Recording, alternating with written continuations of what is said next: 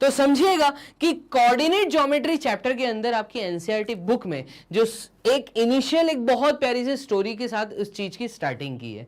तो इनिशियल में ये चीज बहुत अच्छे से समझाई गई है कि अभी तक 8th क्लास तक आप लोग जो कर रहे थे वो ये कर रहे थे कि नंबर लाइन पे पॉइंट कहाँ कैसे लोकेट करते हैं, नेगेटिव साइड पे कैसे मूवमेंट करते हैं, पॉजिटिव साइड पे मूवमेंट कैसे करते हैं, रैशनल नंबर्स को नंबर लाइन पे कैसे दिखाते हैं। तो नंबर लाइन के बारे में कंप्लीट थ्योरी आप लोग 8th क्लास में पढ़ के आए। ठीक है, अब नंबर लाइन होती क्या है? बेसिकली ये एक प्लेटफॉर्म है जिसके ऊपर मैं इंटीजर्स को रिप्रेजेंट करता हूं। अब इंटीजर्स क्या होते हैं? तो इंटीजर्स बेसिकली या तो पॉजिटिव नंबर्स या पॉजिटिव के अगर मैं नेगेटिव पार्ट्स को भी ले लूं तो नेगेटिव पार्ट्स और एक होल नंबर मतलब जीरो। तो एक ग्रुप ऑफ नंबर्स होता है जहां पे पॉजिटिव नंबर्स, इसमें नेगेटिव नंबर्स और होल नंबर्स मतलब जीरो जो कि नीदर पॉजिटिव है नॉन नेगेटिव है को रिप्रेजेंट करना हमने 8th क्लास 7th क्लास में सीखा है। ठीक है, तो नंबर लाइन के बाद हमें थोड़ी सी प्रॉब्लम लगने लग गई, मतलब मैथमेटिशियंस को जो पुराने समय में, क्योंकि मैथमेटिक्स एक चेन है जो हम अपने जनरेशन से सुनते हुए आ रहे हैं, जनरेशन से पढ़ते हुए आ रहे हैं और उसमें आगे कुछ वर्क चल रहा है। तो जब मैथमेटिक्स में कुछ वर्क होता है और कहीं पे कोई प्रॉब्लम मिलती है तो उस प्रॉब्लम के लिए एक नई डिस्कवरी होती है। ठीक है, तो ऐसे ही इस चैप्टर को डिस्कवर किया गया।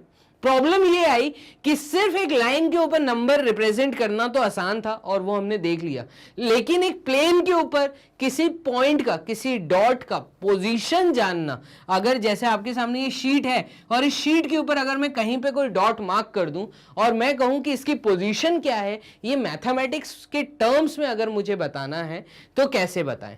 तो इसके लिए देखिए प्रॉब्लम किस तरीके से आई। अब मैं ये भी नहीं बोल सकता कि भाई लेफ्ट हैंड साइड के पास में पॉइंट है या राइट हैंड साइड की दूरी पे कुछ पॉइंट है, या मैं ऐसा नहीं बोल सकता कि ऊपर से अपर से देखूं तो कोई पॉइंट अपर एज के पास है या लोअर एज से दूरी है। तो ऐसे स्टेटमेंट तो मैं यूज नहीं कर सकता। मैथमेटिक्स टर्म्स के अंदर मुझे नंबर्स के टर्म्स में बात करना पड़ता है।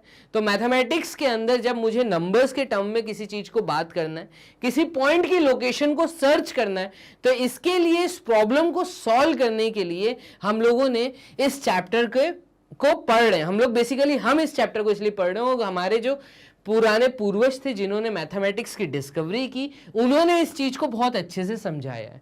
अब बात को समझना, मैथमेटिक्स की एक बहुत अच्छी ब्रांच जिसका नाम है कोऑर्डिनेट ज्योमेट्री, इसका इंट्रोडक्शन कैसे हुआ?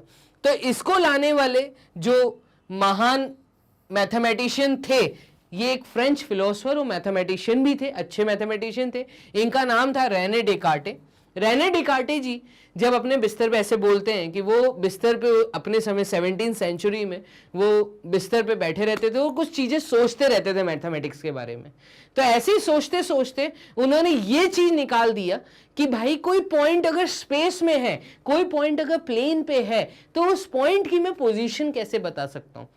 अगर किसी चीज को रेफरेंस बनाया जाए तो रेफरेंस लेते हुए, ठीक है, हम अगर किसी हॉरिजॉन्टल लाइन और किसी वर्टिकल एक्सिस, मतलब इनको बाद में एक्सिस बोला गया, वो पूरी स्टोरी है आगे मैं आपको सुनाऊंगा। तो अभी इनिशियल स्टार्टिंग की इन्होंने कैसे सोचा, इन्होंने कहा कि अगर मुझे कोई स्पेस में पॉइंट दिखाना है तो वो स्पेस के पॉइंट का अगर मैं किसी के रेफरेंस में लेके पोजीशन बताऊं तो कितना आसान हो जाएगा बताना। और यहीं से इंट्रोडक्शन हुआ था किसका? कार्टेशियन सिस्टम का। तो ये जो वर्ड है कार्टेशियन सिस्टम, ये इनके सरनेम पे पड़ा। तो डेकार्टे, रेने डेकार्टे, और इनके सम्मान में कार्टेशियन सिस्टम को इंट्रोड्यूस किया गया। कार्टेशियन सिस्टम बेसिकली आपको किसी भी पॉइंट की पोजीशन बताता है प्लेन के ऊपर। अब कैसे बताता है, क्या तरीका है, उसको हम आगे समझते हैं। तो ये था तरीका, मतलब ये थी वो चीज, जो पहला पेज जो एनसीईआरटी बुक में आपका पहला और सेकंड पेज है, जिसमें ये चीज समझाई गई कि कहां से डिस्कवरी हुई, किन्होंने की, और उनके सम्मान में हमने नाम दिया है कार्टेशियन सिस्टम। बस इस चैप्टर के पहले 2 पेज में एनसीईआरटी बुक में इतनी ही चीज का आपको इंट्रोडक्शन दिया गया है। चलिए अब इस चैप्टर की डेप्थ में चलना चालू करते हैं कि कैसे कार्टेशियन सिस्टम काम कैसे करता है और रेने डेकार्टे का सोचने का तरीका कैसा था। ठीक है, उन्होंने मैथमेटिक्स में इस चीज को कैसे इंट्रोड्यूस करवाया, तो इसके बारे में हम लोग डेप्थ में जानने की कोशिश करते हैं। चलिए